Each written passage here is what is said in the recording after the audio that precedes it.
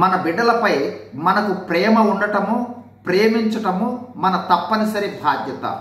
అయితే చిన్న పిల్లలకు చిన్నతనంలోనే వారు పెరిగే విధానమును బట్టి, వారు జీవించే జీవితమును బట్టి వారి మనసుల్లో చెరగని ముద్రలు పడిపోతాయి అనేది కొన్ని పరిశోధనల సారాంశం.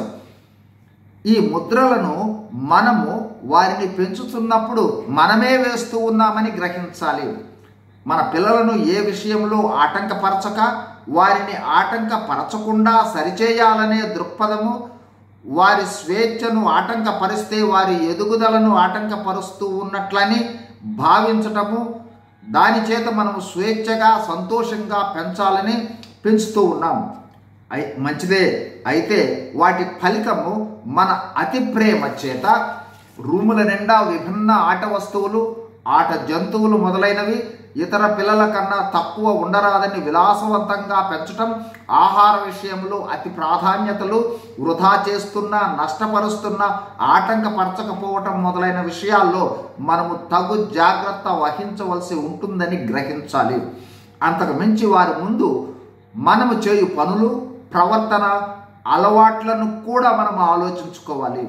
మనము తెచ్చిన బొమ్మలు వాళ్ళ మనస్సు మీద ప్రభావితం చేసి ముద్రలు వేస్తే, మనం తెచ్చిన జంతువుల బొమ్మలు ముద్రలు వేసి ప్రభావితం చేస్తే, విలాసవంతమైన అలవాట్లు ప్రభావితం చేస్తే, వృధా చేయటం ప్రభావితం చేస్తే, ఒకవేళ మన అలవాట్లు, మన ప్రవర్తన, మనము చేసే పనులు వారిని ప్రభావితం చేస్తే, ఇలా మనము వారికి అందుబాటులో ఉంచినవే ప్రభావితం చేస్తే, ముద్ర వేస్తే, భవిష్యత్తులో దానిని మార్చుట మనకు కష్టసాధ్యం కావచ్చు.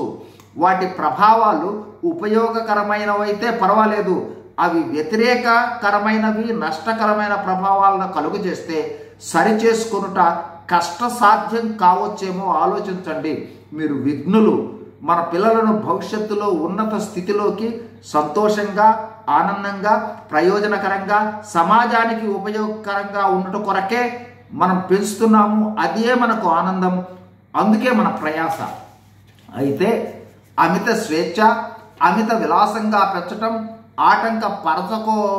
పరచుకోకుండా ఉండటం వంటి విషయాలలో కొంత మనము ఆలోచించినట్లయితే మరింత మెరుగ్గా పెంచగలమేమో ఆలోచించండి.